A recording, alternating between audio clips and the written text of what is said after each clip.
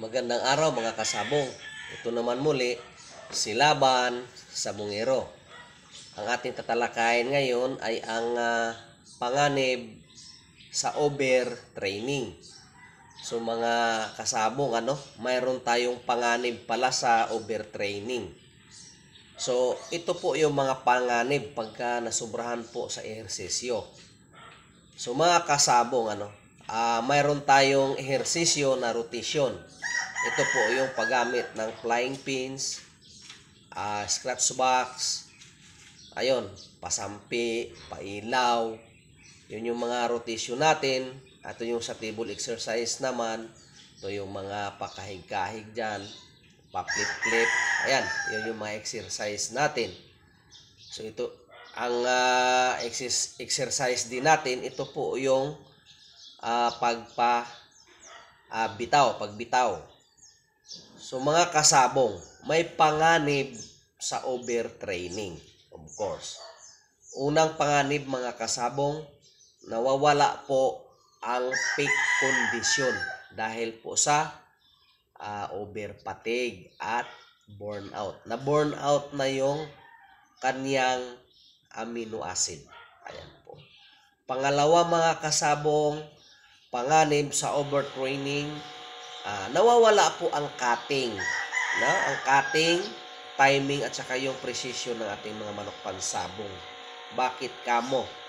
Kasi nga, parang masakit yung katawan at saka yung kanyang ugat ay talagang namamaga yan. Kaya nawawala na yung timing niya dahil sa muscle bound. Ayan. Pangatlo mga kasabong ay ang pagbaba ng adrenaline rush. Ano ba itong adrenaline rush? Ito po yung adrenaline na sa loob ng katawan ng manok. Ito po yung likido. Yung glycogen na dadaloy po ay nawawala. Ayan. Yung lakas. Ayan. Kasi overstimulation na. Ayan po. Pang-apat mga kasabong, nawawala ang hataw ng manok or ang lakas ng manok. Kasi nga, yung muscle niya na overuse. Po. Ayan. Panglima mga kasabong, nawawala ang, of course, galaw or ang lakas. Yung tinatawag nila na metabolic imbalance. Ayan,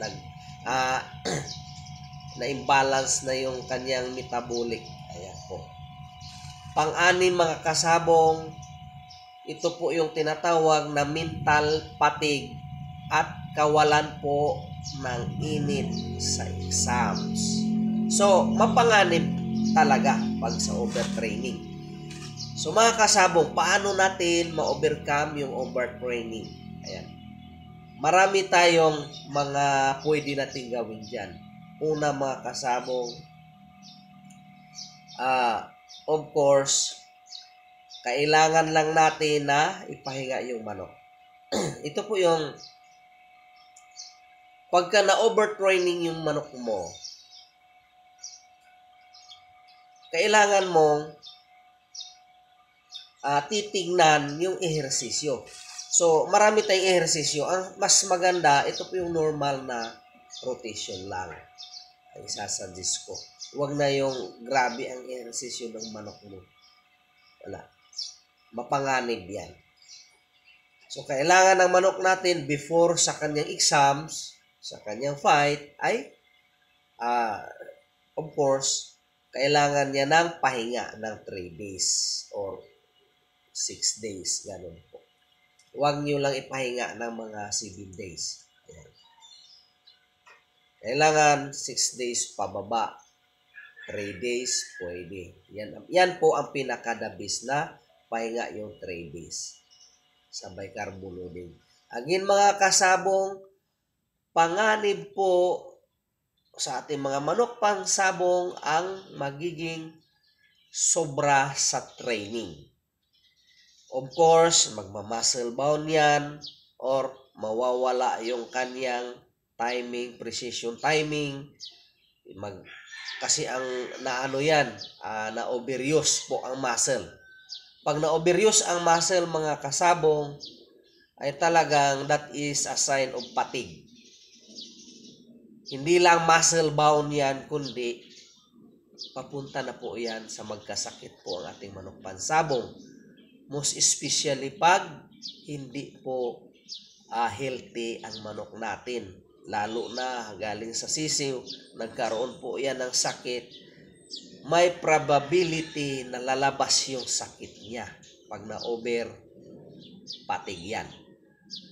Again mga kasabong, maraming salamat pala sa ating mga viewers, lalong-lalo na sa ating mga subscriber.